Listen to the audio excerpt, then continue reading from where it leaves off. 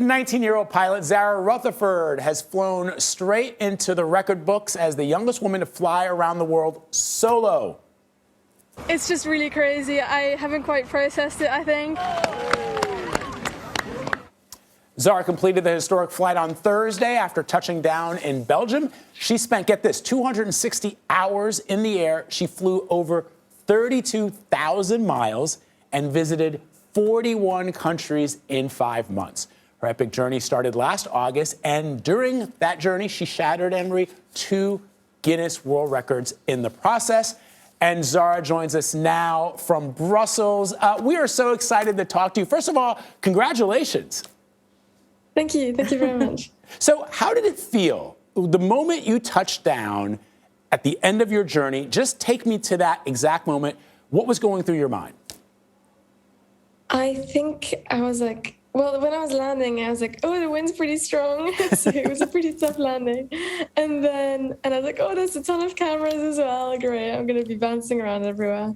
But then that was fine. And then I taxied in and it was amazing. I felt it was very strange, very surreal to see my parents again after such a long time and just having all the cameras there as well. There were huge amounts of cameras. And it just, the whole thing, I was almost getting like ready for like, okay, I've got another flight tomorrow to the next destination. So it felt really, surreal.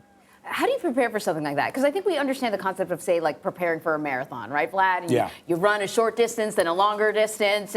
But I don't know how you prepare for this kind of experience. You know, it's kind of hard because, coming from Belgium, I can't practice for what it's like to fly around the equator, right, where the climate is completely different.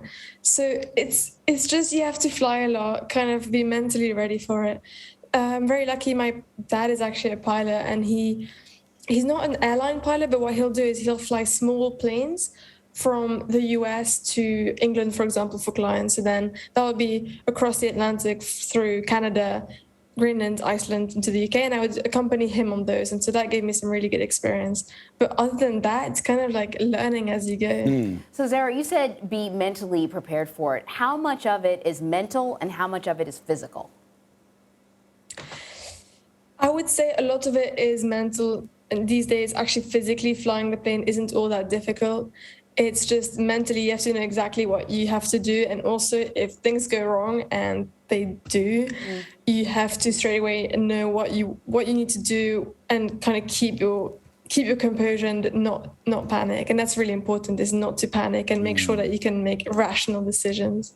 So Zara, when I was a child, one of my idols, I got a book. I've told you this, Emery. I received the biography of Amelia Earhart when I was a young boy, and she was just an idol of mine just because of her daring and, her dare to dream that she could also circumnavigate the globe. And I thought, when I read about your accomplishments and I saw you landing that aircraft, I just thought, there's going to be a young child somewhere in the world who's going to read about your exploits and what you've accomplished.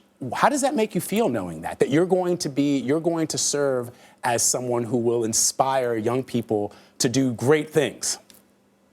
It's incredible. I got some messages throughout from both girls and boys saying that I've encouraged them to start flying. And I think that it would really help me, actually, because I was stuck in Russia for a month, and finding every flight was really difficult, and finding the motivation to keep going was quite tough. But then every once in a while, when I could get Wi-Fi, which was its own challenge, I would read through the messages, and then I'd just get one of those. And it really helped me, actually, to say, well, actually, I'm having a positive impact on someone. And honestly, that's kind of what I'm doing this for. So it's just incredible to be able to do that. So, of course, we want to know what's next for you. I hear you'll be tackling computer science in college. That's right. That's the next big challenge. Yeah. Hopefully not too life-threatening. Yeah, it's real life-threatening sitting behind one of those computers with a lot of other nerdy science kids. Did you ever get you wanted to ask about the sandwich? Oh, yeah, I wasn't sure. What did I hear that there was like a meal or something you wanted to eat right after you landed? Did you get that meal, and how good? Oh, wait, what was it? Yeah, so this was it was a sandwich. So the whole time the airport is right next to my grandmother's house, which is right next to this really good sandwich shop. So the whole time I was like, I just really want this sandwich right now. So that if I was ever feeling down or I just was missing that last bit of motivation, I would just think of the sandwich. I thought to myself, well, we certainly have something in common because I like a good sandwich. But did you get the sandwich, and was it as good as you had been fantasizing about? It was very good. I was very happy. Totally worth it. Yeah, they should give you a lifetime supply.